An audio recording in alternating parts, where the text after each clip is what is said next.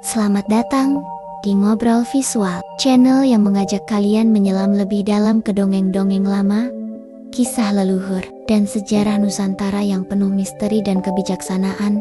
Siapkan imajinasi kalian, karena tiap cerita di sini membuka jendela baru tentang siapa kita.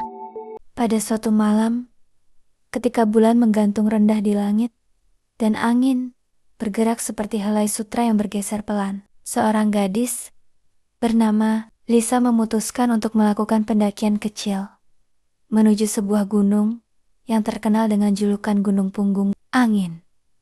Bukan gunung besar yang mengancam dengan tebing tajam, tapi gunung yang terkenal tenang, lembut, dan menyimpan banyak cerita.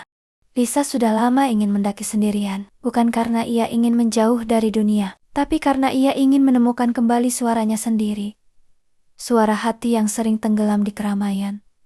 Sore itu, ia tiba di kaki gunung. Matahari mulai turun perlahan, mewarnai langit dengan semburat oranye dan ungu. Aroma hutan mulai terasa. Tanah basah, dedaunan, dan suara serangga kecil yang mulai membuka konser malamnya. Lisa menarik napas panjang, merasakan udara dingin masuk ke paru-parunya. Baiklah, sampai bertemu di atas, ucapnya pelan, seakan berbicara dengan dirinya sendiri. Ia memulai langkah. Setiap langkah pertama selalu terasa berat.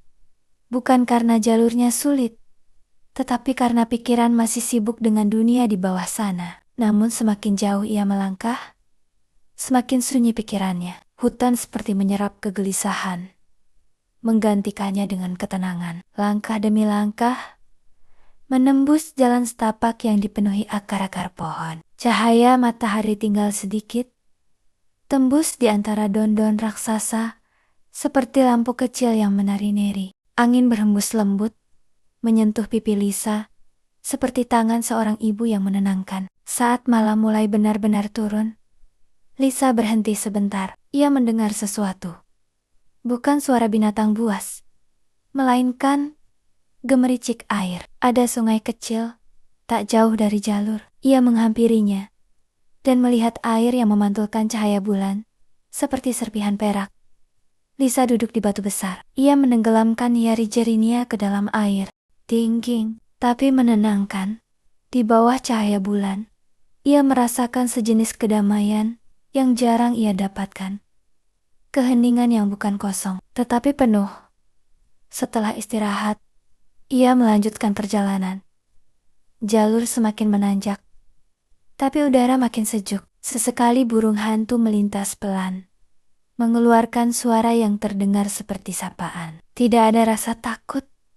Justru, Lisa merasa seolah gunung menyambutnya. Semakin tinggi ia naik, semakin berbeda suasananya. Di sini, angin terasa membawa bisikan-bisikan kecil. Bukan suara manusia, melainkan suara alam yang hidup. Ranting yang patah jauh di depan, daun-daun yang bergesekan, dan deru lembut angin di telinga. Dalam gelap, yang hanya diterangi lampu kepala, jalur terlihat seperti lorong panjang yang memandu. Sesekali bayangan pepohonan tampak seperti sosok-sosok yang berdiri diam. Namun Lisa tahu, itu hanya persepsi malam. Alam sedang menjaga, bukan menakuti. Saat ia hampir mencapai pos peristirahatan, ia melihat sesuatu yang tidak biasa. Cahaya kuning kecil mengambang di udara. Awalnya ia mengira itu kunang-kunang, tapi cahaya itu besar. Gerakannya pelan, seakan menunggu. Lisa berhenti. Cahaya itu mengambang tepat di jalur setapak. Ia mendekat, dan cahaya itu bergerak mundur sedikit, seperti mengajak untuk mengikuti.